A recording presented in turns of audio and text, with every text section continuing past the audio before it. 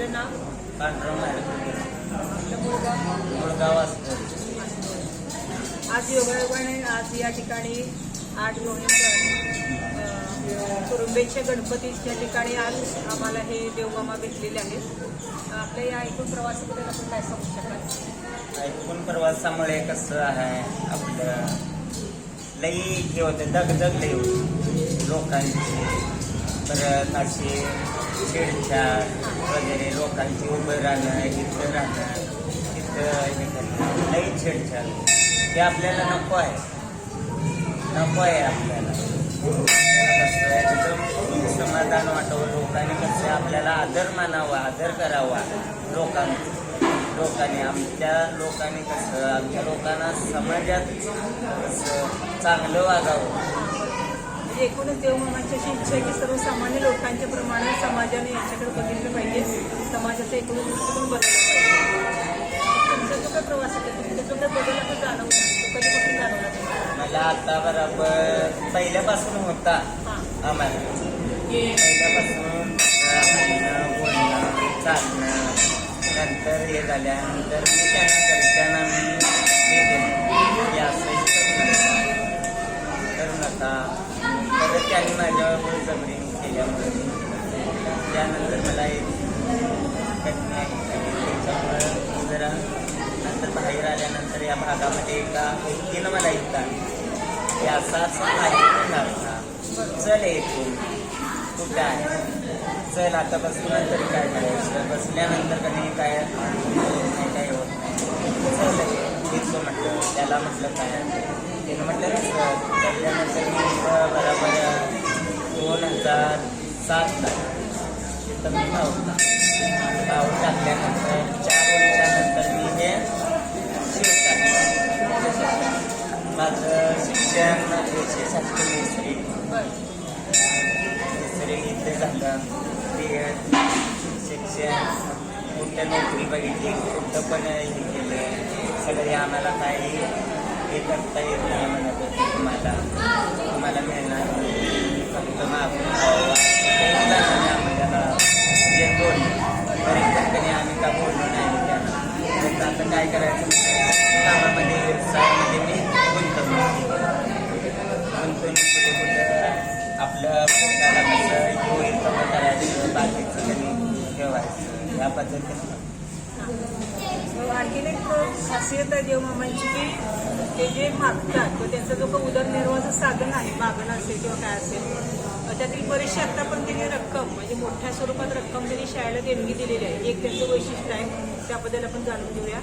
तुम्हाला कसं वाटतं त्यांचं शाळेला शाळेला देणगी द्यायचं म्हणजे माझं महत्त्व कसं आहे सांगू मॅडम, आपल्याला जे सध्या नाही पहिल्या कशी परिस्थिती लोकांची होती, काय मिळायचं काय नाही, शाळेला लोकांकडं मागून द्यायचं, तिच्या फाटली कपडे घालायचं, शाळेला जायचं, ही आताच्या पिढीला होऊ नये म्हणून हे मी कधी डोक्यात काय केलं. आणि आपल्या समाजाला पण लोकांनी कधी छेडछाड करू नये, मारहाण करू नये, आपल्या समाजात घ्यावं. आपल्या लोकांनी त्यांनी आम्हाला समाजात त्यांनी आदर द्यावा. त्यांनी तुम्ही जेव्हा देणगी दिली तेव्हा त्यांची प्रतिक्रिया त्या शाळेची त्यांची प्रतिक्रिया म्हणजे मला चांगली दिली त्यांनी प्रतिक्रिया.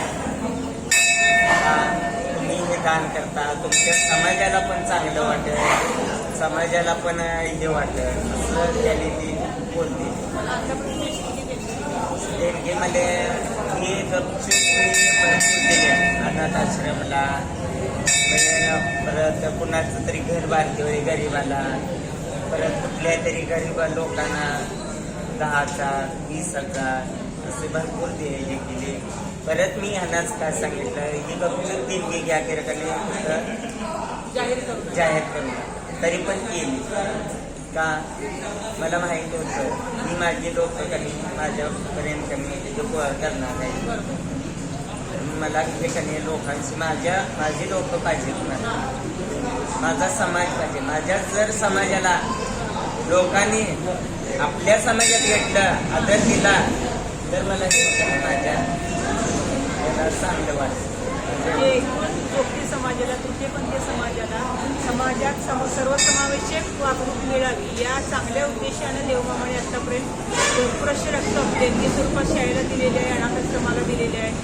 गरजू लोकांना, गरजू कुटुंबांना मदत केलेली आहे. खूप चांगला असं उद्देशांचं दिसून येतोय आपल्याला.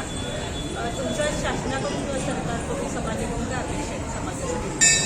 समाजाकडून काय जेला जेला आमच्या तृतीयपंथीवाल्यांना बाहेरून आलंय आणि घरातून त्यांना कधी घरच्या लोकांनी बाहेर काढले, त्यांना कधी आधार तेवढं दिला पाहिजे किंवा त्या लोकांना हे असं घरच्यांनी स्वीकारलं पाहिजे. हा घरच्यांनी स्वीकारलं तर त्या रस्त्यावर येणार नाही. म्हणजे त्यांच्यावर चुकीचे प्रसंग येणार येणार नाही, नाही. बांधायला लागणार. लागणारच नाही हो. बरं. कारण कधी आता सांगू तुम्हाला अशा भरपूर किस्से आहेत. आई बापांना कधी तू असं का वागतोस, काय हे करतोस, आता त्यांचा पैसा दिसल्यानंतर कधी या म्हणतात, या माझ्या घरी. तर त्याला त्याच्या वेदना का होतात ते कधी पालकांनी त्याला आहे असं स्वीकारलं पाहिजे.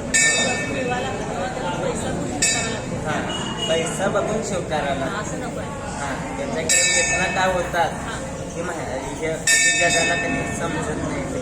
जोड्याला कसं कुणाचं कधी म्हणजे निश्चय नसतं, पाठिंबा नसतो. आता मी बाहेर आहे, माझी माप आहेत बाहेर, माझी जर जोगत आहे तर माझी समाज आहे माझा. हे कसं आहे आमच्या समाज कधी किंवा आमचा चांगला समाज बाहेरच्या लोकांनी आम्हाला सर्वसामान्य लोकांच्या वागवलं पाहिजे, स्वीकारलं पाहिजे. स्वीकारलं आणि ह्याला आपल्याला कसं त्याने आम्हाला घर म्हणा, जागं म्हणा, कुणाच्या पेन्सिली असतं, कुणाला पैसे शासकीय जे काही काम आहे हो तेवढे आम्हाला कधी त्यांनी शासकीय कामाचे हे करून द्या.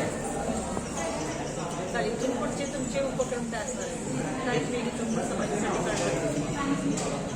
आमच्या समाजासाठी नाही, आता तुम्ही सर्वसामान्य म्हणजे समाजासाठी देणगी दिलेली आहे, तुमच्या समाजासाठी पण सर्वसामान्य लोकांसाठी काय कामाचं स्वरूप असतं? आता बघा आमच्या आपलं जोगत समाज आहे.